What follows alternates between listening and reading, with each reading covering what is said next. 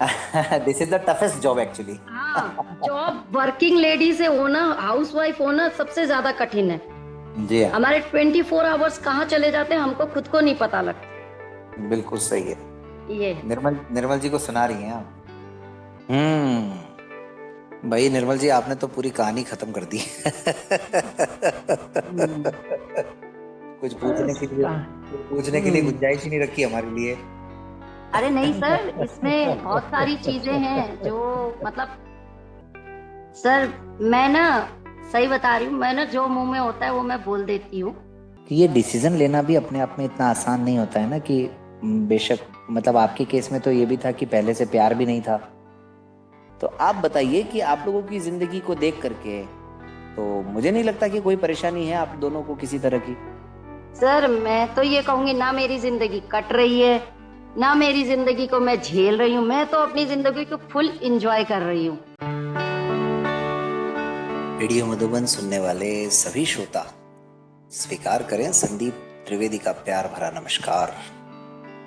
श्रोताओं, हाजिर हूं आप सबका पसंदीदा कार्यक्रम लेकर के, हमराही। और हमराही कार्यक्रम के बारे में मुझे लगता है कि बहुत ज़्यादा कुछ कहने की ज़रूरत है नहीं।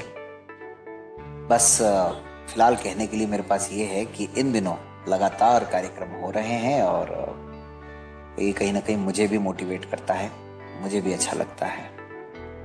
तो श्रोताओं, हमराही कार्यक्रम एक प्रयास है समाज को कुछ सिखाने का, समाज को जगाने का, और अलग अलग तरह की जो परिस्थितियां आती हैं किसी के भी जीवन में, उन सब परिस्थितियों को बताने का। लेकिन इतना ही नहीं है।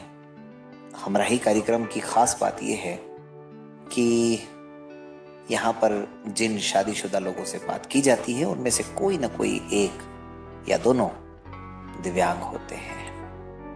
पहली बात तो समाज को यही समझा पाना थोड़ा मुश्किल हो जाता है कि अगर किसी व्यक्ति में दिव्यांगता है तो वो समाज की जो एक इकाई है विवाह, उस इकाई के तहत कैसे अपना जीवन आगे बढ़ा सकता है।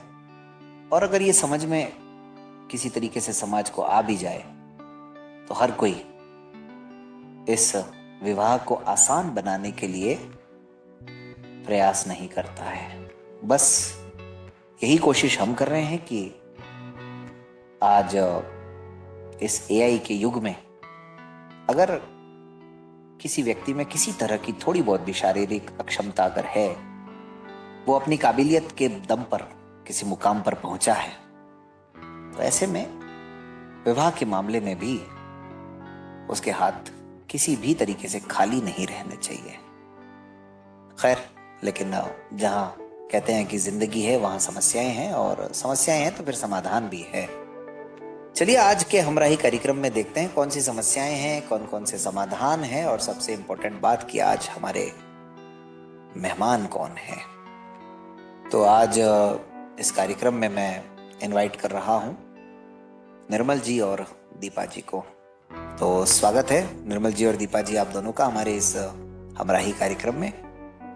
बहुत बहुत धन्यवाद सर, आपको ये प्लेटफॉर्म देने के लिए। बहुत बहुत धन्यवाद।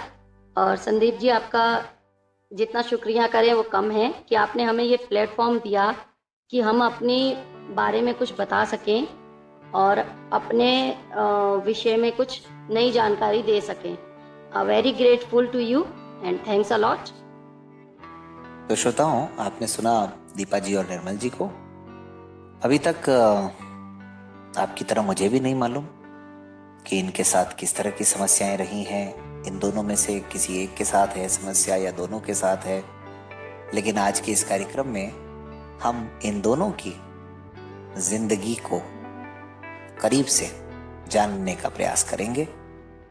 लेकिन आप क्या करें, रेडियो मधुबन सुनते रहें, मुस्कुराते रहें। तो चलिए शुरू करते हैं आज का हमराही कार्यक्रम। मैं चाहूंगा सबसे पहले दीपा जी हमारे सुनने वालों को जरा बताएं आप अपने बारे में कि आप कहाँ से हैं, अब तक की आपकी जर्नी कैसी रही है, और आपके साथ क्या किसी तरह की कोई दिव्यांगता है या नहीं। जी जी संदीप जी, मैं बेसिकली वैसे तो नेपाल से हूँ, बट मेरे पेरेंट्स यहीं दिल्ली में है, फरीदाबाद में। तो मेरा बर्थ यहीं फरीदाबाद का है और मैं वैसे लो विजन हूँ।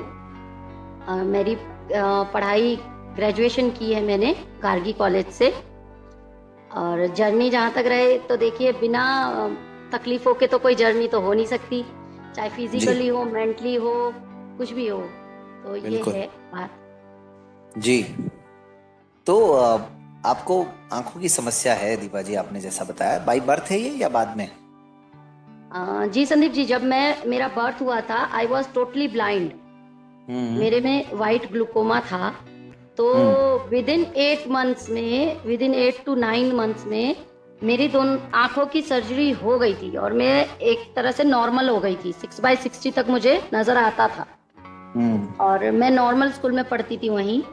मेरी मम्मी और मेरे पेरेंट्स उस समय ऐसा था कि बहुत इतने इतने मिडिल क्लास भी नहीं थे, लोअर उसमें थे। बहुत तकलीफ करी मेरी मदर ने। आप कैन यू बिलीव, 6 मंथ्स उन्होंने ये नहीं देखा कि सूरज कैसे उगता है और कैसे डूबता है। वो मुझे लेकर 6 मंथ्स तक एम्स में रही और 9 मंथ्स तक में उन्होंने इतनी कोशिश की कि 9 मंथ्स के बच्चे को चश्मा लग गया था। जी। इतना उन्होंने किया। सुनने में बड़ा अजीब लग रहा है कि 9 महीने के बच्चे में भी चश्मा, मतलब हाँ, लगा था। और ऐसा चश्मा लगा था पीछे वो टेप चिपकाने वाला कि वो खींच करके मैं तोड़ ना दूं बोलकर। बच्चा तो होता ही है। तो फिर ऐसा हुआ, बट अच्छा खासा दिख रहा था। बट एक एक्सीडेंट में मेरे सिर पर चोट लगी थी, जिसकी वजह से मेरी एक आईसाइट बिल्कुल चली गई और थोड़ी थोड़ी कम होती चली गई। ये है। तो अब आपकी रोशनी स्टेबल है, मतलब जहाँ है उतनी ही है? जी, मेरी आंखों की रोशनी अब लेफ्ट आई में है, स्टेबल है। थोड़ा बहुत देख लेती हूँ, थोड़ा चल फिर लेती हूँ चश्मे की मदद से। अगर चश्मा ना लगाऊं तो मुझे, मतलब मैं भी टोटली हो जाती हूँ। फिर थोड़ा चश्मे के सहारे से मुझे हेल्प मिल जाती है। ये है।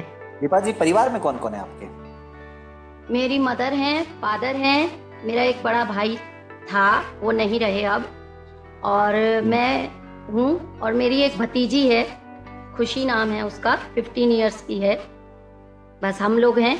और अब न्यू मेंबर में मेरे हस्बैंड जुड़ गए और मेरा बेटा। तो आपके भैया भाभी दोनों ही नहीं है फिर? एक्चुअल में मेरे भैया नहीं है, भाभी तो दूसरी शादी हो गई है उनकी, तो वो अपने सेट हैं। अच्छा, उसमें। Okay okay. और भतीजी आप लोगों के पास है मतलब? जी, भतीजी हमने रखा क्योंकि वो एक हमारे लिए, हम मानते हैं कि वो लास्ट एक हमारे पास साइन है उसका, निशानी है जी। हाँ, तो हम उसको छोड़ नहीं सकते जी, इसलिए हमने रखा है। काफी मतलब मार्मिक कहानी है ये। हाँ, और कर रहे हैं, मेरे पेरेंट्स ही करते हैं। मेरे पेरेंट्स की लाइफ फिर से 30 साल पीछे चली गई है, क्योंकि वो पोती के लिए वो दोबारा वो जर्नी चालू कर रहे हैं जो उन्होंने हमारे लिए की थी। Same they are doing for her. बिल्कुल सही। ये है। तो वो आपकी भतीजी अब खुश है आप लोगों के साथ फिलहाल, या जैसे तैसे मतलब एडजस्ट कर रही है? नहीं सर, खुश है, एडजस्ट भी है, खुश भी है, सब कुछ है। देखो, हम अपने तरफ से पूरी कोशिश करते हैं। अब बच्चे, बढ़ते हुए बच्चे हैं, उनका दिमाग में क्या चलता है क्या नहीं चलता वो तो कोई भी किसी का भाप नहीं सकता। बहुत बहुत बहुत सही कह रहे हैं जी। यही है। नहीं नहीं, चलिए, तो ये भी एक मतलब अच्छी बात रही कि आप लोगों ने उसको संभाल करके रखा है। हाँ, वो मुझे मम्मी बोलती है और इनको पापा बोलती है। क्या बात है। मेरे शादी से पहले मैं एक बच्चा पाल रही हूँ, मतलब मैंने माँ बनना उसी से सीखा है, क्योंकि मेरा बेबी तो बहुत बाद में हुआ है। मैंने उसी के जरिए कैसे करते हैं, कैसे नहीं करते हैं, कैसे क्या है, सब उसी से उसी ने मुझको सिखाया। मैंने नहीं सीखा, उसने मुझको सिखाया है। क्या बात है, वाह, बहुत खूब बहुत खूब। तो आप भी जॉब करती दीपा जी? सर, मैं जब तक मेरा बेबी नहीं हुआ था तब तक मैं जॉब करती थी, मैं प्राइवेट जॉब करती थी। बेबी होने के बाद मैंने छोड़ दिया जॉब। मेरे हस्बैंड ने बोला अब कि आप घर में रहो, जितना होगा हम दोनों हमसे उतने में हम सुखी रहेंगे, चाहे दाल रोटी खाकर रहें, बट बेटा सही रहना चाहिए। अब पता लगे दोनों पैसों के पीछे भाग रहे हैं, बेटा कहीं और निकल जाए, वो भी सही नहीं है। That's why I choose to be a housewife and this is a very tough job. This is the toughest job actually. हाँ, जॉब वर्किंग लेडी से होना, हाउसवाइफ होना सबसे ज्यादा कठिन है। जी हाँ, हमारे 24 आवर्स कहाँ चले जाते हैं हमको खुद को नहीं पता लगता। बिल्कुल सही है। ये निर्मल जी को सुना रही हैं आप? नहीं सर, उनका पूरा पूरा सपोर्ट है मुझे, ऐसा नहीं है। वो बहुत पूरा अच्छी सपोर्ट बात है, करते हैं मुझे, बहुत चाहे अच्छी किसी बात। भी फील्ड में हो। ये दीपा जी ये बताइए, ब्लाइंड फील्ड में कब से जुड़े आप? सर मैं 96 से जुड़ी हूँ, क्योंकि मैं पहले स्कूल बाहर मम्मी पापा के पास ही रहकर पढ़ती थी। जब मैं आरके पुरम आई सेक्टर 5 में, मैं तब से ब्लाइंड फील्ड से जुड़ी हूँ। अच्छा, तो करीब करीब तो मतलब काफी समय, अच्छा खासा समय आपने ब्लाइंड फील्ड में बिताया है। हाँ, काफी अच्छा समय बिताया है सर। बहुत खूब, बहुत खूब। तो काफी बातें होगी दीपा जी, अब आपसे अब थोड़ा निर्मल जी को भी लेकर के आते हैं। जी जी निर्मल जी, थोड़ा अब आप भी हमारे सुनने वालों को विस्तार से अपने बारे में बताइए, ताकि वो भी जान पाए आपके बारे में। मैं वैसे बाय बर्थ ही ब्लाइंड हूँ और एमपी से बिलोंग करता हूँ। एमपी छिंदवाड़ा एक डिस्ट्रिक्ट है। जी हाँ, तो वहाँ से मैं हूँ और मेरा बाय बर्थ ही ब्लाइंड हुआ मैं। उसके बाद जबलपुर। कमलनाथ जी के एरिया से हैं आप? यस, बिल्कुल बिल्कुल जी बिल्कुल। जी। कमलनाथ जी तो वहाँ के लोग, मतलब छिंदवाड़ा के लोग उनको मसीहा समझते हैं, कहते भाई। और मैं भी पर्सनली मिला हूँ उनसे 2-3 बार। अरे वाह, क्या बात है, हाँ मैंने तो इत्तेफाकन नाम ले लिया, मतलब गजब। हाँ हाँ, मतलब बाय फेस वो मुझे जानते हैं अच्छे से, और जाना वाना होता रहता था। उन्होंने जी मतलब एक्चुअली क्या है कि जो मैं हूँ, जहाँ से मैं आता हूँ, जिस विलेज से, जिस गांव से आता हूँ, छिंदवाड़ा के जी पास एक छोटा सा गांव है। छिंदवाड़ा जी, वैसे भी आदिवासी एरिया एक बिल्कुल हमारे एमपी बिल्कुल। में, मतलब गोंड जाति एक होती है, वहाँ जी, उनका एक पूरा एरिया है। वो तो आदिवासी एरिया मतलब कहते हैं उसको। निश्चित तो रूप से वहाँ से आते हैं, आदिवासी तो एरिया है, वहाँ काफी से थोड़ा पिछड़ा वहाँ। हुआ भी एरिया है। हाँ जी। हाँ, मतलब आदिवासी है तो ऑब्वियस सी बात है, वो पिछड़ा है। हम्म तो कमलनाथ जी ने उसके लिए बहुत डेवलप किया है, और बहुत लंबे टाइम तक वो वहाँ रहे हैं। वो कुछ सर्कमस्टांसेस ऐसे हुए जिसके कारण से वो वहाँ से मतलब अब नहीं है। बाकी तो उस जगह से मैं आता हूँ जहाँ एक छोटा सा गांव था, और बाय बर्थ वैसे हम लोग 2 भाई हैं, तो दोनों ही मतलब, वैसे तो हम लोग बड़ा परिवार है। हम लोग 4 बहनें और 3 भाई हैं, जिसमें से हम 2 भाई ब्लाइंड हैं, तो छोटा भी अच्छा। ब्लाइंड है।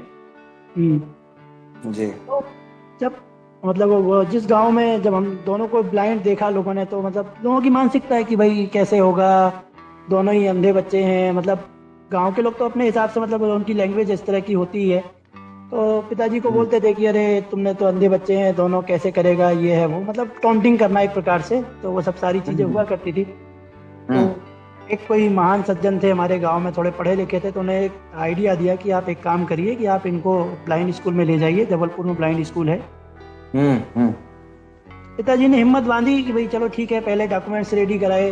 भाई बाय बर्थ तो थे ही दोनों ब्लाइंड, मोतियाबिंद की शिकायत थी। तो 90s में मेरा ऑपरेशन हो गया, तो थोड़ा सा विजन आया, जिससे चलने फिरने में दिक्कत नहीं होती है। मतलब लाइट वाइट दिखती है, कलर वलर का थोड़ा सा ज्ञान है, मतलब पता चलता है। इतनी दिक्कत नहीं, मतलब ठीक है, मतलब काम चलाने लायक इतना है विजन। तो हम्म पिताजी को किसी ने एडवाइस किया कि भाई आप उनको ले जाइए दोनों बच्चों को, और वहाँ जबलपुर में स्कूल में रखिए। उन हॉस्टल स्कूल है, तो वहाँ से पढ़ लिख लेंगे बच्चे। तो मोटिवेट किया कि हमारे गांव में हमसे भी एक पहले कोई था ब्लाइंड, तो वो गया था वहाँ पे पढ़ने के लिए। अनफॉर्चुनेटली वो नहीं कर पाया, सरवाइव नहीं कर पाया, या क्या था उसकी, अब क्या कंडीशंस थी पता नहीं। तो वो नहीं कर पाया, तो हम लोग को लेके गए। तो हम लोग गए वहाँ पे, हमारी एजुकेशन हुई 12th तक। तो गांव में लोग कहते थे कि अब देखिए, पहले कहते थे भाई कैसे पढ़ेंगे ये बच्चे, अब लोग कैसे भी नहीं जीने देते ब्लाइंड को, मतलब एक विकलांग समाज को, दिव्यांग समाज को कहते हैं कि। अब पिताजी को टॉन्टिंग करते थे, दोनों अंधे बच्चे हैं, पाला नहीं गया इनको, आश्रम में छोड़ाया। पिताजी वो हम्म थोड़े से डिमोटिवेट होते थे, पर जिसने एडवाइस दी थी, बोला दुनिया कुछ भी कहेगी, आप बच्चों को पढ़ाइए वहाँ पे। तो हम लोगों ने दोनों ने 12th वहाँ से की, जबलपुर से। उसके बाद में आ गया दिल्ली, आ गया दिल्ली। पिताजी कह रहे भाई दिल्ली जाओगे, इतना बड़ा शहर है। पिताजी पढ़े लिखे नहीं है, तो थोड़ा सा उनको लगता है कि बच्चा कैसे करेगा, दिखता नहीं है, ब्लाइंड है। तो मैंने कहा ये मेरा फैसला है कि मुझे अब जाना है दिल्ली, तो जाना ही है। क्योंकि यहाँ आया था मैं 2004 बार में 10th क्लास में जब था, तब क्रिकेट खेलने के लिए। डीडीए कप हुआ करता था यहाँ पहले। टूर्नामेंट होते थे क्रिकेट के, तो उसमें आते थे। एक दो बार आया तो दिल्ली बहुत अच्छी लगी मुझे, तो मैंने प्लान किया कि मैंने आफ्टर 12th मुझे दिल्ली मूव करना चाहिए। तो यहाँ आया, यहाँ से ग्रेजुएशन किया। ग्रेजुएशन के साथ साथ मतलब ग्रेजुएशन अनफॉर्चुनेटली मेरा रिजल्ट थोड़ा लेट आया, जून में आता था, एमपी का थोड़ा सा था ही मामला। तो कॉलेज में एडमिशन लेना चाहते थे, नहीं हो पाया। परसेंटेज भी ठीक ठाक थे। 2007 में मैंने 12th कर ली थी, यहाँ दिल्ली पढ़ने के लिए आया था, लेकिन नहीं हुआ। तो फिर मैंने कंप्यूटर कोर्स ज्वाइन करा BRA से, ब्लाइंड रिलीफ एसोसिएशन से। कंप्यूटर करने के बाद फिर कुछ दिन खाली रहा, बाकी कॉरेस्पॉन्डेंस से अपना ग्रेजुएशन का फॉर्म भर के पढ़ाई कर ली। ग्रेजुएशन तो हो गया था मेरा कॉरेस्पॉन्डेंस से। कंप्यूटर कोर्स करने के बाद कॉल सेंटर का मैंने ज्वाइन किया। 2008 में यहाँ कॉल सेंटर शुरू हुआ था BRA में, तो वहाँ मेरा सिलेक्शन हो गया। और अर्निंग प्लस लर्निंग थी वहाँ, 1 ईयर का कोर्स था। उसके बाद वहाँ से मिस्टर डेविड है BRA में, तो उन्होंने फिर मुझे वहाँ पुष्पांजलि के लिए मूव किया। एक प्राइवेट हॉस्पिटल था पुष्पांजलि क्रॉसले हॉस्पिटल, अब वो मैक्स ने उसे टेक ओवर कर लिया। तो वहाँ मैंने 7-8 साल वहाँ पे नौकरी की, प्राइवेट नौकरी। तो फिर वहाँ पे नौकरी करते करते फिर दीपा से मुलाकात हुई मेरी 2012 में। ये भी उस टाइम पे, हाँ, मैं वहाँ पे एज ए टेलीफोन ऑपरेटर था, सीनियर टेलीफोन ऑपरेटर। ये वहाँ पे as a supervisor housekeeping में, IT सुपरवाइजर, स्टोर सुपरवाइजर। तो कोई था एक ऐसे ही कोई जानने वाला हमारे साथ, कई ब्लाइंड, तो उनसे इनकी जान पहचान रही होगी, भाई बोलती थी उसको। तो वो मीडिएटर बन के दोनों की बातचीत कराई। फिर हम लोगों की बातचीत हुई। बातचीत होने के बाद फिर दोनों पेरेंट्स को रेडी किया। मेरे पेरेंट्स तो वैसे तैयार थे ही, वो कहते थे ठीक है जो आपको सही लगे वो करिए। इतने पढ़े लिखे नहीं थे, उतने दूर से यहाँ बार बार आना, सारी चीज़ें देखना, तो वो थोड़ा सा उनके लिए वो था कि भाई जो मैं कहूँगा वही करेंगे। तो फिर बात होती थी हम लोगों की। फिर हम लोगों ने भी डिसाइड किया कि भाई करेंगे शादी, पर पेरेंट्स को भी रेडी करना जरूरी है, क्योंकि हम सामाजिक रूप से हम चाहते हैं कि हम कोई ऐसा काम ना करें जिससे हमारे पेरेंट्स को उसका परिणाम उल्टा पड़े या कुछ गलत लगे, ऐसे इस तरह से। तो वो सब चीज़ें सोचने का था। तो हमने कहा भाई इनकी माता पिता दोनों से, मतलब मदर फादर से बात करी, जैसे तैसे कन्विंस किया। थोड़ी सी दिक्कत तो आती है जब इंटरकास्ट का इशू होता है। तो आजकल हमारे समाज में तो वैसे भी आप जानते ही हैं कि जातिवाद है, जाति है भारत में कि जाति ही नहीं है भारत से, ये वाली बात है। तो ये सब चीज़ें होती हैं। तो हमें कोई ये मतलब नहीं था इंटरकास्ट से। ठीक है, बातचीत हुई, सगाई वगाई हो गई दिसंबर में, फेब में फिर शादी हो गई। तो ऐसे ही चलता रहा। उसके बाद हमारा मतलब जब तक का वहाँ पे था, या मतलब आगे गवर्नमेंट जॉब की तैयारी कर ही रहे थे, तो ये लगता था कि भाई प्राइवेट नौकरी है, दोनों की प्राइवेट नौकरी थी, पर ये लगता था कि एक गवर्नमेंट जॉब एक की होनी चाहिए। तैयारी करते करते फिर अब फॉर्म निकले, फॉर्म भरे, एक आध बार बैंक का भी दिया। बैंक में बहुत नज़दीक पहुंच के मतलब वापस भी आना पड़ा। मतलब रिटर्न क्लियर हो गया था, इंटरव्यू में भी हो गया था, लेकिन मार्क्स कम होने कारण कट ऑफ कम गई। उसके बाद थोड़ा दुख लगा। मैंने कहा यार होने के बाद भी PO का होते होते रह गया। सफदरजंग हॉस्पिटल में फाइनली हो गया। सफदरजंग हॉस्पिटल में अब मैं वहाँ पे हूँ एज ए टेलीफोन ऑपरेटर। अब बढ़िया चल रहा, मस्त सेंट्रल गवर्नमेंट की जॉब है। ठीक है, तकलीफें थी, बहुत तकलीफें झेली हैं बचपन से, क्योंकि बचपन ऐसा था गरीबी में बीता। किसी ने कहा था कि भाई पिता ने इतनी मेहनत करी है आपके लिए, कहते आपका जीवन भले ही गरीबी में बीता हो, पर अब पिता का जीवन गरीबी में नहीं बीतना चाहिए आगे। तो ये सोचते हैं और करते हैं जो हो सकता है, सबको लेके चलते हैं, दोनों पेरेंट्स को, मतलब इधर भी इन-लॉज को भी और अपने पेरेंट्स को भी, तो सबको लेके चलते। बढ़िया चल रहा है। अब तो नहीं है, देखिए यदि कोई परेशानी आती है या कोई दुख आता है तो उसके बाद सुख आता है। जीवन के दोनों ही हैं, सुख दुख दोनों ही हैं। यदि दुख आया है तो सुख भी आएगा, तो वो चीज़ है। तो अब बढ़िया है, अब वेल सेटल्ड है। एक नौकरी भी हो गई है, अब सरकारी मकान भी है यहाँ पे, और दोनों मतलब बढ़िया है। बेटा भी है, मतलब संपूर्ण है। अब बिल्कुल किसी चीज़ की कमी नहीं है, बढ़िया है, मतलब कुल मिला के ये है। तो यही है जर्नी, बस जो चल रही है। आगे भी होप्स हो कि अच्छा ही हो सब। भाई निर्मल जी, आपने तो पूरी कहानी खत्म कर दी। कुछ पूछने के लिए गुंजाइश ही नहीं रखी हमारे लिए। अरे नहीं सर, इसमें बहुत सारी चीजें हैं जो मतलब वाकई में था चैलेंजिंग, टफ था। बिल्कुल बिल्कुल, आएंगे उन चीजों पर, आएंगे। ऐसे छोड़ेंगे थोड़ी आप दोनों को इतनी आसानी से। ठीक है, चैलेंज तो देखिए जब आप लोगों को ढूंढा है, होती है। हाँ जी, अब जब ढूंढा है तो फिर सब कुछ निकलवा के ही छोड़ेंगे, फिर ऐसे आसानी से नहीं छोड़ेंगे। तो श्रोताओं, आप सुन रहे हैं हमराही कार्यक्रम और बात चल रही है निर्मल जी और दीपा जी से। और दीपा जी नेपाल से हैं और भारत में ही अब तो बस गई हैं एक तरह से, और अब तो खैर बस ही गई हैं। और निर्मल जी छिंदवाड़ा से दिल्ली आ गए हैं। लेकिन निर्मल जी वो बात अधूरी रह गई, कमल जी कैसे जानते हैं, कमलनाथ जी आपको कैसे जानते हैं? कमलनाथ जी ऐसे जानते हैं कि किसी ने मुझे एक बार मिलवाया था 2005 में, 4-5 में, जब मैं क्रिकेट खेलने आया था। तो ये एक, अब आजकल दिल्ली में तो ब्लाइंड के लिए हॉस्टल्स होती है ना, एक प्रकार की परचून की दुकान होती है, वैसी दुकानें खुली हुई हैं। तो बस एक उन्हीं में हॉस्टलों में से एक हॉस्टल था, वहाँ रहता था। तो वहाँ का एक कोई बंदा था, उसने कहा कि चलो कमलनाथ जी के यहाँ चलते हैं, मतलब वो पहले से जानते थे शायद, तो वो मुझे लेके गए थे 10th क्लास में।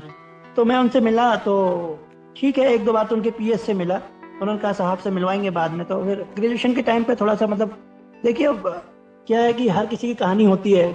गरीबी थी, थोड़ा फाइनेंशियली उतने अच्छे नहीं थे, और दिल्ली जैसे शहर में जब कोई जानने वाला नहीं है तो ठीक है, तो उनसे बातचीत होती थी। हम ये उम्मीद में जाते थे कि चलो थोड़ा बहुत, अब आपको तो पता है हमारे भारत में अप्रोच लगती है, लगाने की कोशिश करते, तो उनमें से हम भी थे, भाई जाते हैं, कुछ हो सकता है कि वो कहीं जॉब वॉब का कुछ कर दे। लेकिन ऐसा कुछ नहीं हुआ। जो भी हुआ, अपनी जॉब मैंने जहाँ तक अपनी मेहनत से किया, जो भी किया, मतलब एक होता है ना कि कई अप्रोच के साथ चले जाते हैं। तो कमलनाथ जी से मिले 1-2 बार, तो वो ठीक था, मतलब एक नेता बढ़िया है वो, और अपने क्षेत्र के लोगों के लिए काम करते हैं वो, बढ़िया है मतलब। चलिए, बहुत अच्छी बात है। लेकिन अब आपने कहा कि आप अपने माँ बाप का भी ध्यान रख पाते हैं, तो वो तो छिंदवाड़ा में है और आप दिल्ली में बस गए हैं पूरी तरह से। हाँ, तो जरूरी नहीं कि फिजिकली आप जाके उनकी हेल्प करें, मतलब मेंटली भी, फाइनेंशियल कभी ऐसी भी। बात नहीं है, कभी ऐसी बात नहीं हुई कि बेटा आप पढ़ लिए लिख लिए, अब कोशिश करते कि इधर ही कहीं हमारे साथ ही सेटल हो जाते? नहीं नहीं, उनका सपना तो था ऐसा कि भाई इधर ही हो जाते, पर वो मंजूर नहीं था। मतलब अब देखिए, जॉब ऐसी है, ये ट्रांसफरेबल वाली जॉब भी नहीं है कि हम ट्रांसफर नहीं करा के नहीं, वहाँ ये तो चले हाँ, जाएं। ये तो नहीं हाँ, है, ये नहीं है आपकी हाँ, जॉब। तो वही है, अब ट्राई तो करते ही थे। खैर बैंक में होता तो शायद हो भी जाता, लेकिन मेरा भी अब सपना था। मुश्किल है। हाँ, अब बचपन से सपना भी था कि दिल्ली जाऊंगा, दिल्ली में बस के दिल्ली में रहना है, दिल्ली में अपने आप को सेटल करना। मैंने तो उनको कहा कि आप यहाँ आ जाओ। हाँ, लेकिन उनके लिए इतना आसान नहीं है ना, उनके लिए नहीं, इतना आसान आसान नहीं। नहीं है दिल्ली। हाँ, हाँ। हालांकि छोटा भाई है वो वहीं पे छिंदवाड़ा में, सीबीआई में, मतलब सेंट्रल बैंक ऑफ इंडिया में। क्या नाम है आपके छोटे भाई का? ज्ञानचंद नाम है। ज्ञानचंद, तो ठीक। हाँ, बहुत तो अच्छी बात है।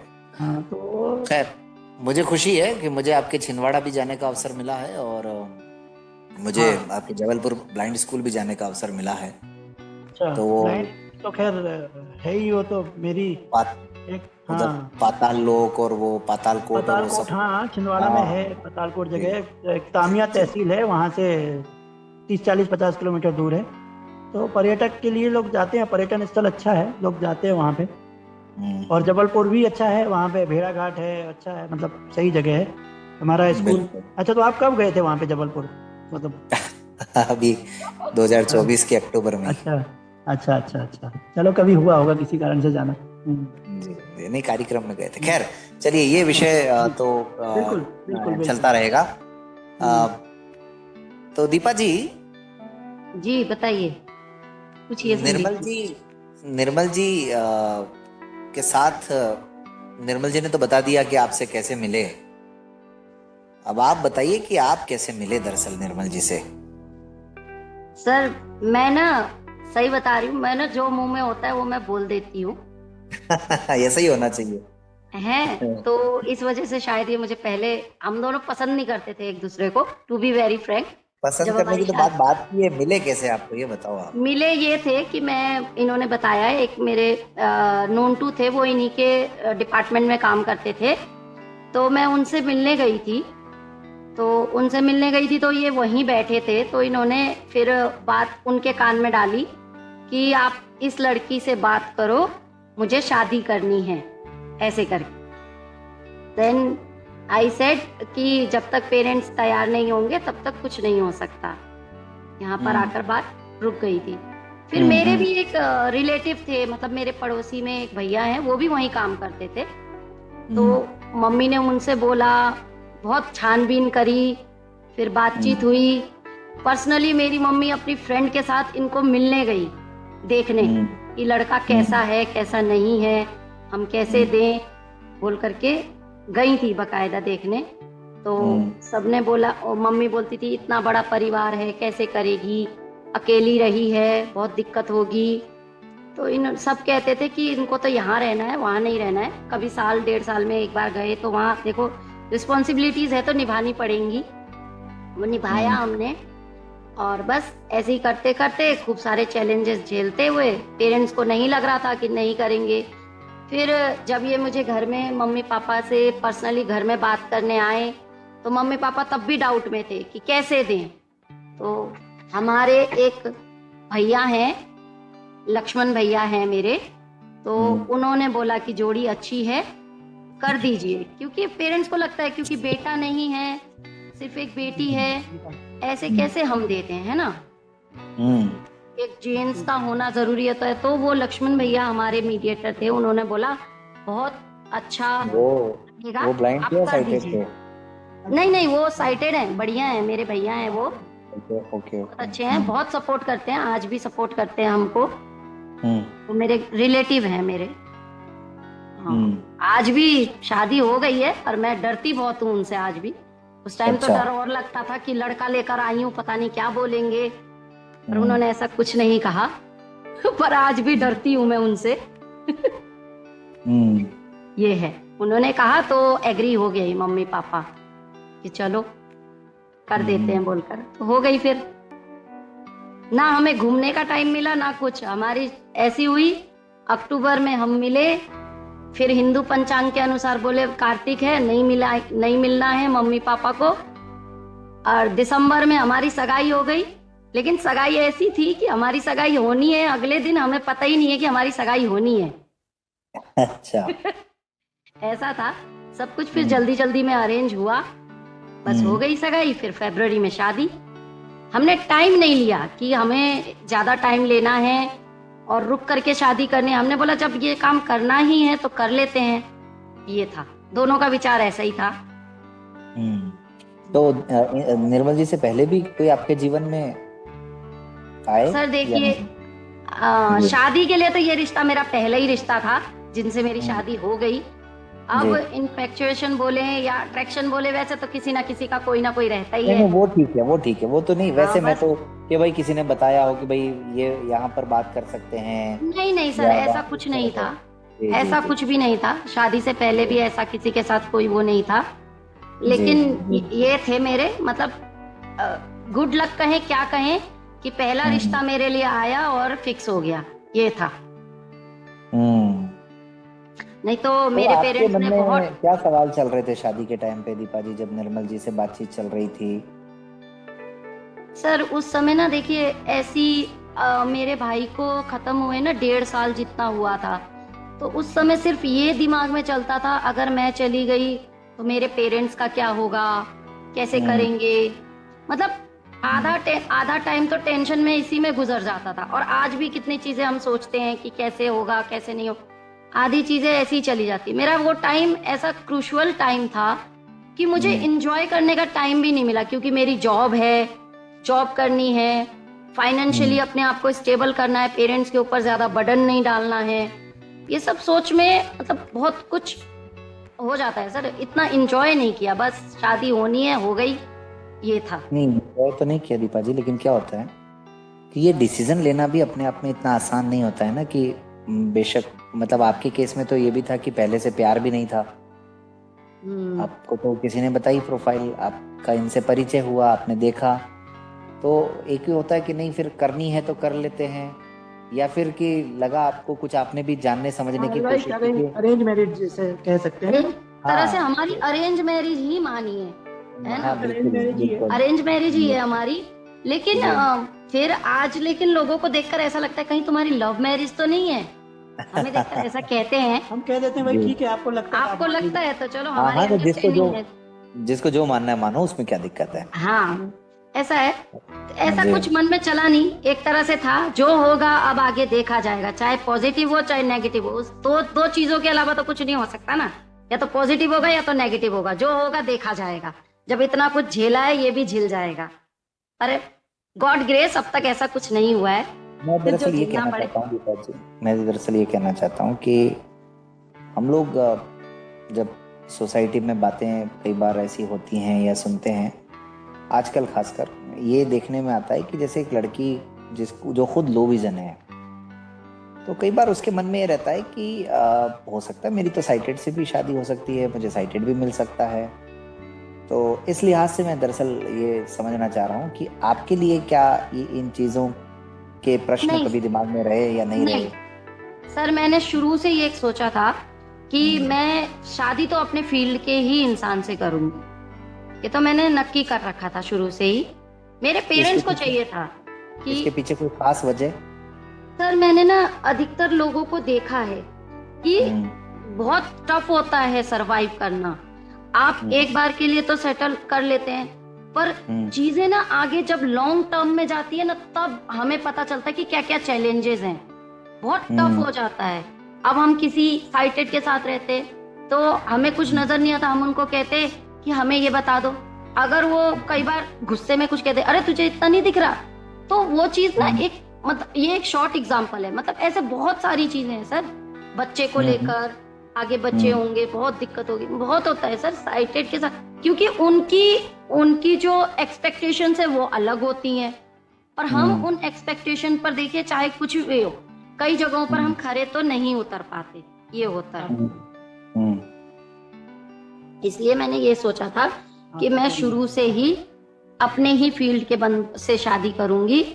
और मेरे पेरेंट्स ने ढूंढा, बहुत ढूंढना चाहा, तो लोग यही कहते थे, अरे तुम्हारी बेटी तो मतलब बड़े गंदे शब्द में अंधी है, उसको कौन लड़का देगा, हम नहीं दे सकते, हम नहीं ढूंढ सकते, ऐसे कहते थे। तो फिर मैंने भी बोला, मम्मी देखो मेरी जिंदगी तो ऐसे ही इंसान के साथ चल सकती है, नॉर्मल के साथ तो नहीं चल सकती।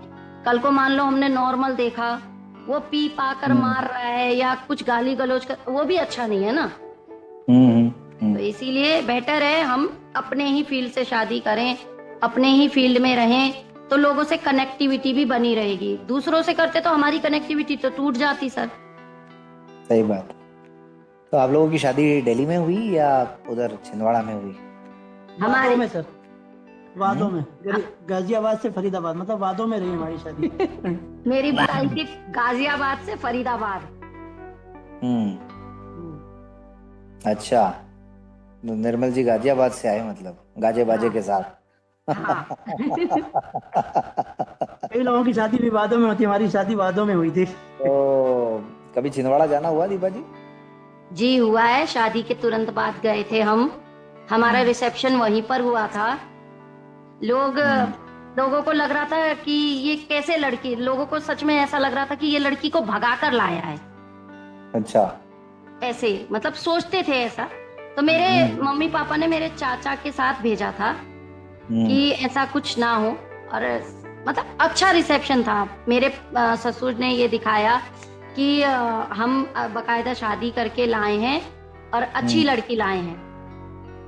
खूब गाजे बाजे के साथ स्वागत किया गया था मेरा वहाँ गांव में, उस टाइम में, आज से 12 इयर्स पहले। कैसा लगा आपको छिंदवाड़ा? सर बहुत अच्छा है, बढ़िया है। छिंदवाड़ा से भी आगे आपके गांव लिए है, तो वहाँ का इसलिए माहौल, बड़ा- वहाँ का माहौल आपके लिए तो बिल्कुल नए जैसा आपको लगा होगा। कहाँ, दिल्ली, फरीदा? जी सर, ये ना मेरे लिए थोड़ा एडजस्टेबल तो थोड़ा करने में दिक्कत थी, क्योंकि हम देखा जाए तो दिल्ली और फरीदाबाद में थे तो काफी चीजों से हम जुड़े हुए थे। वो एक तरह से बिल्कुल बैकवर्ड में आ जाता है तो थोड़ी तो परेशानी होती है। जी, मैं वही कह रहा था कि आपके लिए तो वहाँ का माहौल बिल्कुल नए जैसा रहा होगा। हाँ बिल्कुल नए जैसा। जैसे कई बार अकेले बैठना, कई बार मतलब कपड़ों को लेकर भी कुछ, या बैठने को लेकर या खाने को लेकर, बहुत सारी चीजों में मतलब प्रॉब्लम होती थी, पर अब एडजस्ट हो गया सर। चलिए, नहीं लेकिन अच्छी बात है, हर तरह के माहौल का अनुभव होना बहुत जरूरी है, और उस माहौल में ढलना उससे भी ज्यादा जरूरी है। ऐसा नहीं है सर, मैंने अगर सपोर्ट किया है तो मेरे ससुराल वालों ने भी मुझे फुल सपोर्ट किया है। बिल्कुल, वही मैं कह रहा हूँ ना कि उस हाँ, हाँ, क्योंकि देखिए एक अच्छा खासा बताती हूँ मैं आपको। मेरे ससुराल में गैस चूल्हा नहीं था, सिलेंडर नहीं था, तो चूल्हे पर खाना बनाते थे। तो उनको ये लगा अब बहू आ रही है, उसको तो दिक्कत है। बकायदा मेरे आने से पहले उन लोगों ने गैस सिलेंडर लगवा लिया था कि इसको तकलीफ ना हो बोलकर। तब इतना एडजस्ट करना भी बहुत बड़ी बात है सर। कहाँ से इतने दूर से जाकर सिलेंडर लाएंगे फिर लगाएंगे। उस टाइम पर तो सिलेंडर गांव में मिलता भी नहीं था, आज भी नहीं मिलता है जल्दी। अब तो थोड़ी थोड़ी कनेक्टिविटी हो गई है, ऐसे ही है। जो चीज हमें 2 रुपीज में मिलती थी उस टाइम पर अगर जल्दी में लेना है तो वो आपको 10 रुपीज में मिलेगी। ऐसे में भी उन्होंने एडजस्ट किया। तो मैं निर्मल जी से जानना चाहता हूँ कि अब दीपा जी के साथ पिछले 12 सालों का अनुभव कैसा है आपका? बढ़िया है, जीवन सही चल रहा है। बाकी कहते हैं ना, जीवन में उतार चढ़ाव तो आते रहते हैं, चलता है। बाकी अच्छा है, कुल मिला के सब मतलब कहा जाए तो कुल मिला के ठीक चल रहा है, बढ़िया है। निर्मल जी, कई लोग बताते हैं कि भाई मतलब दिल्ली जैसे शहर में मतलब जीवन को आसानी से आगे बढ़ा पाना थोड़ा मुश्किल हो जाता है। और खासकर दोनों जब ब्लाइंड हों तो थोड़ी और दिक्कतें बढ़ जाती हैं, ऐसा सुनने में आता है कई बार। आपको ऐसा लगता है कि ऐसा है वास्तव में? नहीं, इस तरह से हाँ दिक्कतें आती हैं, सबकी अपनी अपनी कंडीशंस होती हैं, परिस्थितियाँ होती हैं। मुझे जहाँ तक लगता है कि मैंने उतनी फेस नहीं किया वैसा दिक्कत। हाँ ठीक है, फाइनेंशियल को लेके हो सकता है, लेकिन मैं वैसे दिक्कत नहीं हुई है कि भाई मतलब जो ब्लाइंडनेस है वो आड़े इतनी नहीं आई है, क्योंकि दोनों ही थोड़ा सा विजन है दोनों को, तो उतनी दिक्कतें नहीं आई हैं। होती है दिक्कत तो होती है, खैर दिल्ली जैसे शहर में एक ब्लाइंड के हिसाब से बात की जाए तो हाँ थोड़ा सर्वाइव करना मुश्किल है। लेकिन आप निर्मल जी कितना सपोर्ट करते हैं दीपा जी को डेली लाइफ में? जितना बर्न पड़ता है बेटर देने की कोशिश करते हैं। कैसे कैसे? एक आम ब्लाइंड पर्सन जो आपको सुन रहा है, हाँ, अगर वो ये सीखना चाहे, समझना चाहे आपसे कि भाई उसकी भी जिंदगी थोड़ी आसान हो जाए, तो आप ऐसा क्या अलग मतलब करते हैं या सोचते हैं कि भाई दीपा जी को भी खुशी मिलती रहे, इन्हें भी आपकी पूरी हेल्प मिलती रहे? हाँ, आप किन किन बातों में ध्यान रखते हैं थोड़ा सा? देखिए मैं कोशिश ये करता हूँ कि उसे किसी तरह की कोई भी परेशानियों का फेस ना करना पड़े हर तरह से। जैसे वो हाउस वाइफ है, ठीक है, दिन भर काम में लगे रहना है, तो अपने ऑफिस के अलावा भी बाकी जो टाइम होता है तो अपने घर में देता हूँ बराबर से, कि दोनों मिल बांट के ही काम करें हम लोग। एक ऐसा है कि भाई जैसे कई लोग होते हैं ना मेड रखते हैं, तो हम लोग ऐसा इस तरह से कुछ नहीं, ठीक है, हम दोनों ही मैनेज करते हैं। थोड़ा सा विजन है भी उसको भी, मुझे भी थोड़ा सा है, तो कोशिश ये करते हैं कि भाई हम लोग अपने आप ही मैनेज करें सारी चीज़ों को।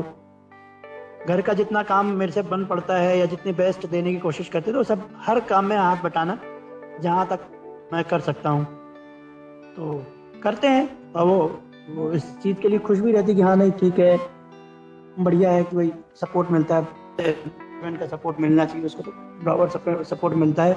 मैं पूरी केयर करता हूँ कि भाई कमी महसूस ना हो कहीं, या कोई दिक्कत ऐसी महसूस ना हो कि भाई अकेले ही सारा बर्डन हो गया है घर का या सारा सब कुछ है। तो ऐसे कई लोग होते हैं कि सोचते हैं कि भाई मैं ऑफिस का काम करता हूँ तो मैं क्यों घर का काम करूँ, नहीं करना अपने आप कि आप, ऐसा होता है। पर मैं ऐसा नहीं मानता, मेरी राय अलग है कि भाई उसकी भी एक लाइफ है, तो वो चाहे कि भाई थोड़ा सा उसका काम हल्का कर दिया जाए कि भाई आप मदद करिए किसी तरह से, जो बन पड़ता है आपसे जो कर सकते हैं।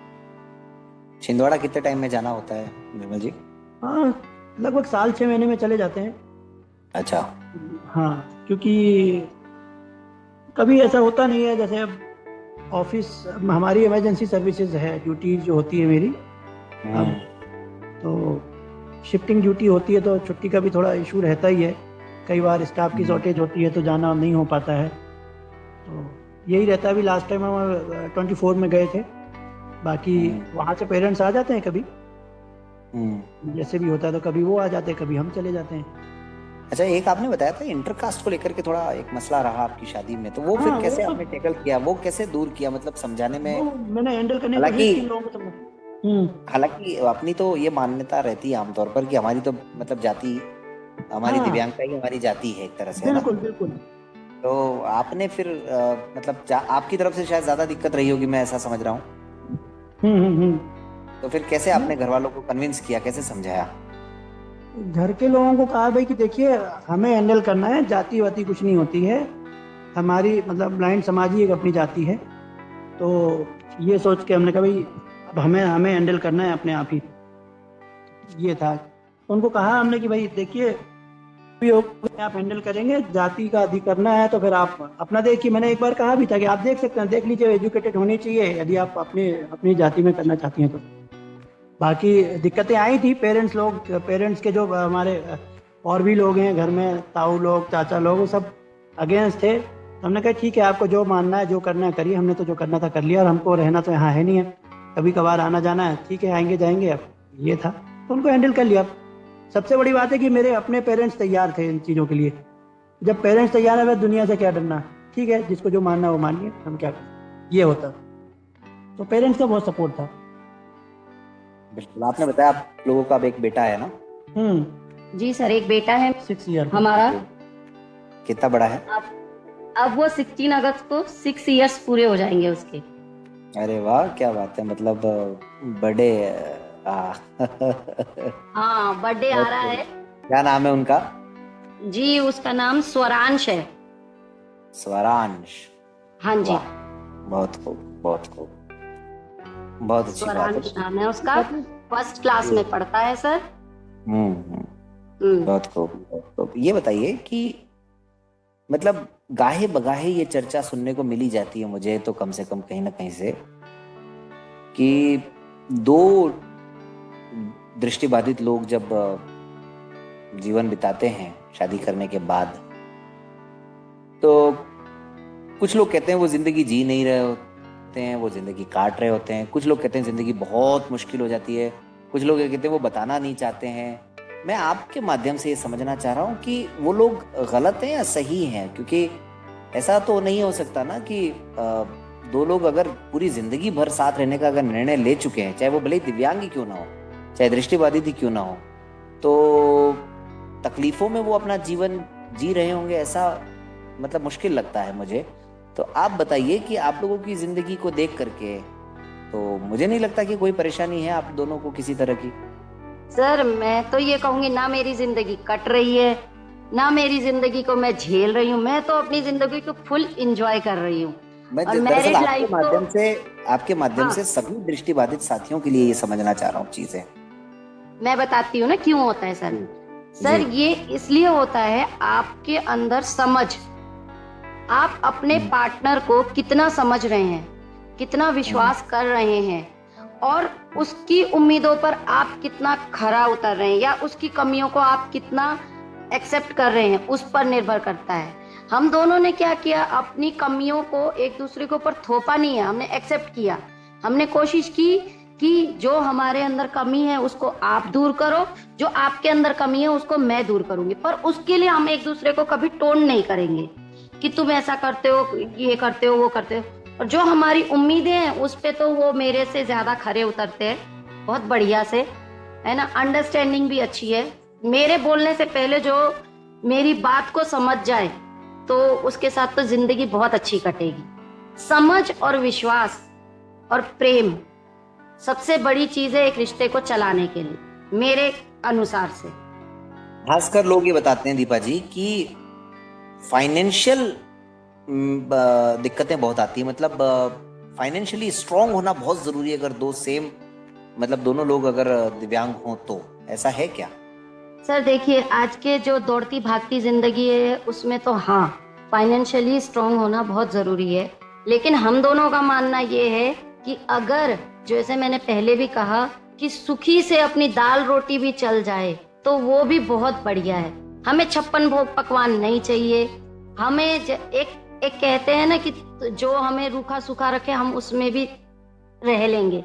ये कहने के लिए नहीं है, ये होना भी चाहिए, और हम दोनों करते हैं। हम दोनों ने ऐसा समय भी देखा है जब हमारे पास फाइनेंशियल क्राइसिस बहुत थे, हम दोनों जॉब करते थे, हमारे ऊपर शादी के बाद थोड़ा हो जाता है ना, जैसे लोन वगैरह, कर्जा वगैरह, वैसा भी है। पर हम लोगों ने ऐसा नहीं कहा, हमने बोला चाहे जो भी हो, हमने दाल रोटी खाई, चाहे कुछ भी खाया, हमने हंसकर खाया, हंसकर जिंदगी बिताया। ऐसा है, बिता रहे हैं अभी भी। एक दूसरा मसला आता है दीपा जी, बच्चे के लालन पालन को लेकर के, आपको तो थोड़ा बहुत दिखाई देता है, आपने बताया आप लो विजन हैं, लेकिन आप लोगों के साथ कोई बड़ा तो रहता नहीं है, आप तीनों अकेले ही रहते हैं ना? सर मैं बताती हूँ, जब मेरा बेटा हुआ था तब मैं अपने मम्मी के पास थी। मेरा बेटा फरीदाबाद में हुआ था, तो जब ये 11 और इसके 6 मंथ्स के बाद कोरोना आ गया था, तो उस टाइम पर तो हम पेरेंट्स के साथ रहते थे, पर हमें इनको जॉब जाने के लिए बड़ी मतलब तकलीफ होने लगी, क्योंकि कोरोना ज्यादा था, कोई हेल्प करने को तैयार नहीं था। तो हम 10 मंथ्स के बेटे को लेकर यहाँ शिफ्ट हुए थे गवर्नमेंट क्वार्टर में। तो उस समय क्या था, हमें पहले तो फुल मदर फादर का सपोर्ट मिलता था, सब पड़ोस में सबका सपोर्ट मिलता था, लेकिन यहाँ आ गए तो थोड़ी तकलीफ हुई, क्योंकि बच्चा छोटा था। अब जैसे छोटा बच्चा है, अब 10 मंथ्स का बच्चा तो थोड़ा घुटनों के बल चलने लगता है। अब अपने को जैसे अब वही बच्चा मुंह में कीड़ा डाल ले, जैसे चल रहा है कहीं मुंह में डाल ले, कहीं वो हो जाए, मतलब इतना तो हमें नहीं दिखता ना कि कीड़ा चल रहा है, हमको पता लग जाएगा। तो हमें ना मतलब एक्स्ट्रा केयर रहना पड़ता था। हम ऐसा सोचते थे अगर वो बैठा है तो हम उसके साथ बैठे, और ये ऑफिस चले जाते थे, ये मुझे बोलकर जाते थे बेटे को छोड़ना मत, भले सारे काम छोड़ देना, आप बेटे को लेकर बैठना, जब मैं आऊं तब काम करना।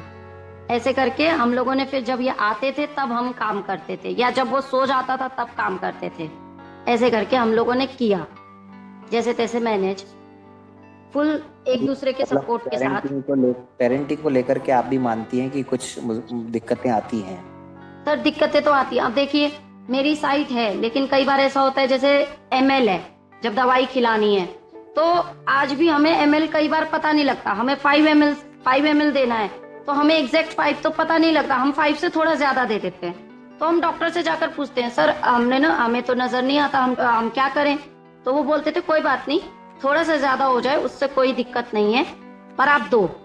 पर हमें सारे डॉक्टर वगैरह भी यही कहते हैं कि हम अपना बेबी बहुत अकॉर्डिंग टू जो साइटेड बंदे रखते हैं, उससे जो ब्लाइंड फील्ड के लोग हैं ना, अपने बच्चों को ज्यादा अच्छा रखते हैं। Good, very good. ये मैं बोल नहीं रही हूँ, बकायदा इसके स्कूल में अभी नर्सरी KG में था, तब तक इसका 100% अटेंडेंस भी आया है, हाइजीन फूड भी आया है, पंक्चुअलिटी में भी आया है, नीट एंड क्लीन में नंबर 1 आता है।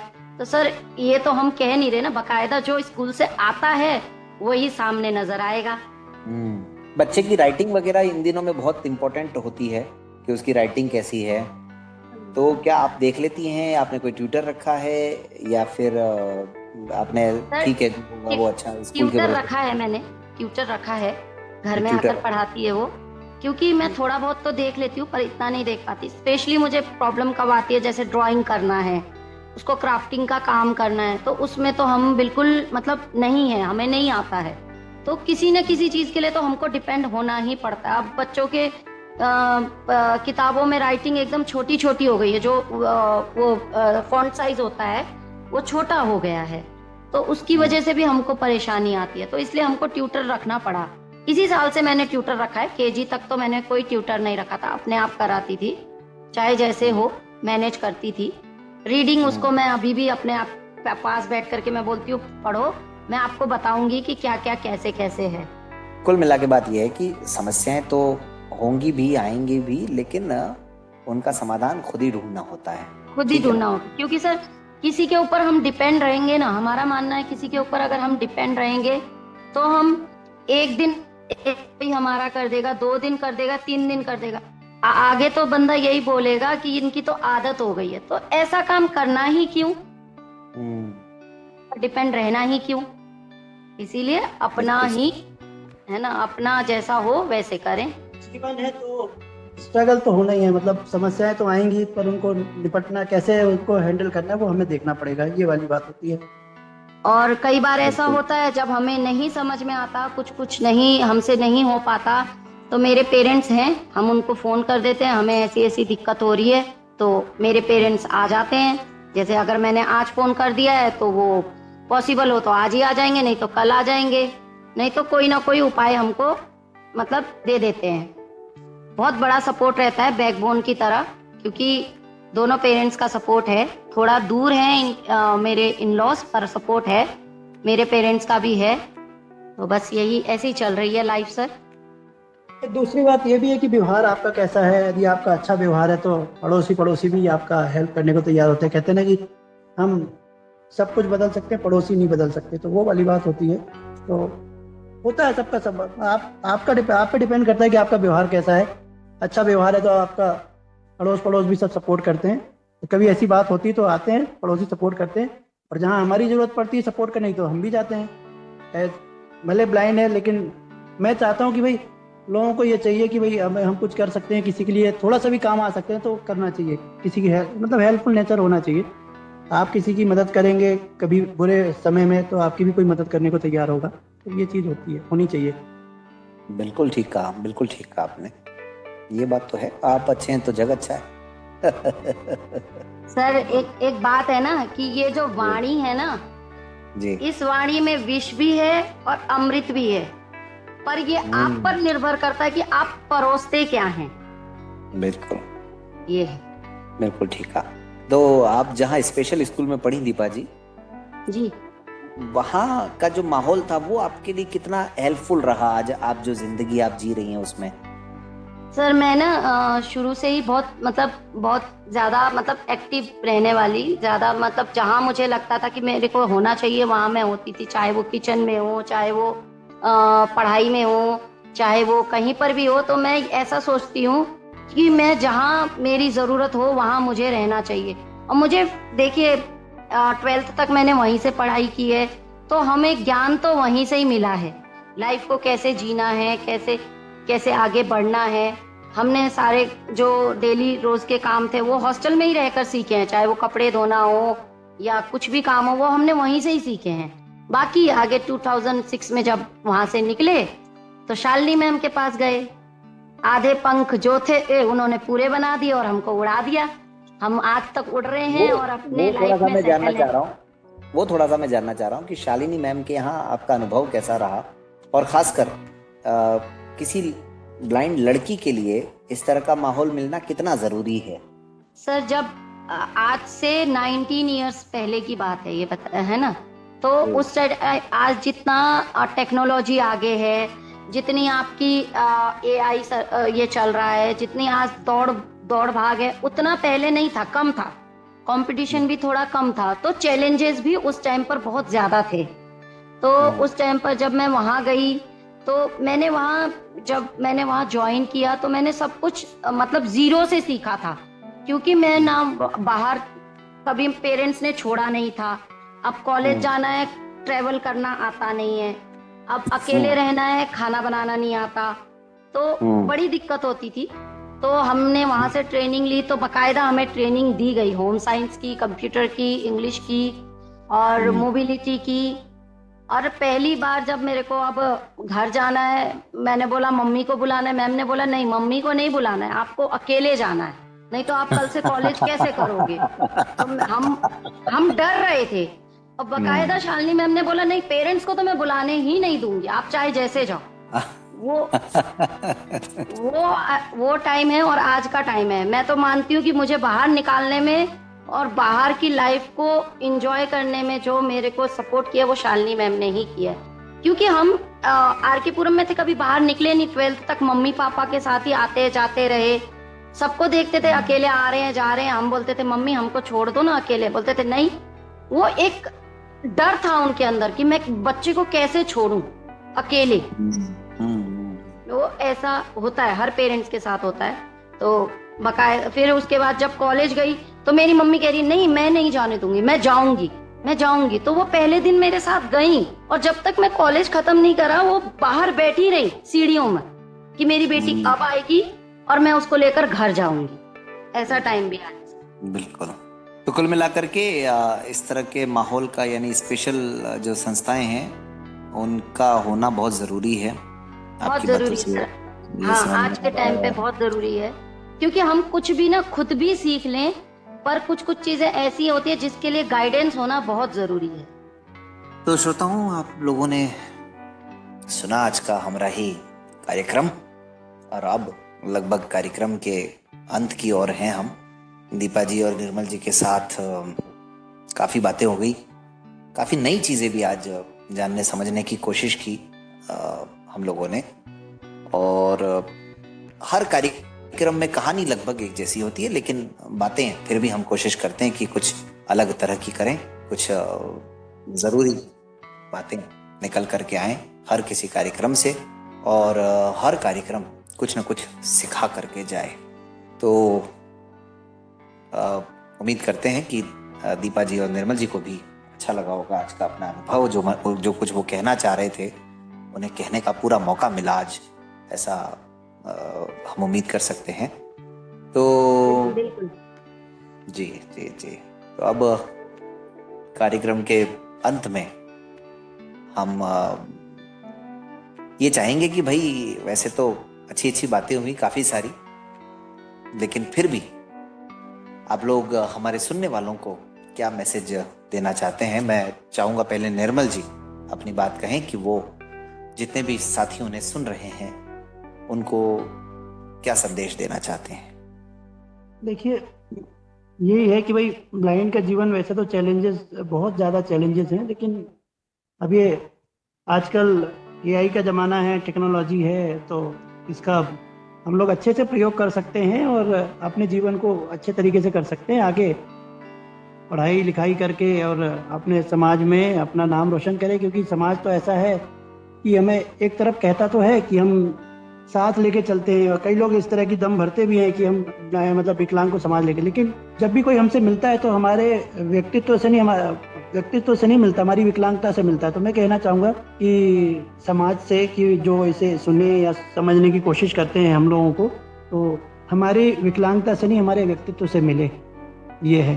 और हम लोग भी, हम ब्लाइंड फील्ड के लोग भी इतना मतलब अच्छे से परफॉर्म करके दिखाएं अपने जीवन को। इस तरह से देखो, संघर्ष तो है ही जीवन में, लेकिन उसे आपको कैसे हैंडल करना है वो आपको देखना है। क्योंकि आप आज एआई का युग है, टेक्नोलॉजी का ज़माना है, बहुत सारी फैसिलिटीज़ हैं, तो हमें वो आगे आके करना चाहिए। हमें ये सहानुभूति नहीं चाहिए, मतलब सहानुभूति हमें नहीं चाहिए, हमें समानुभूति चाहिए।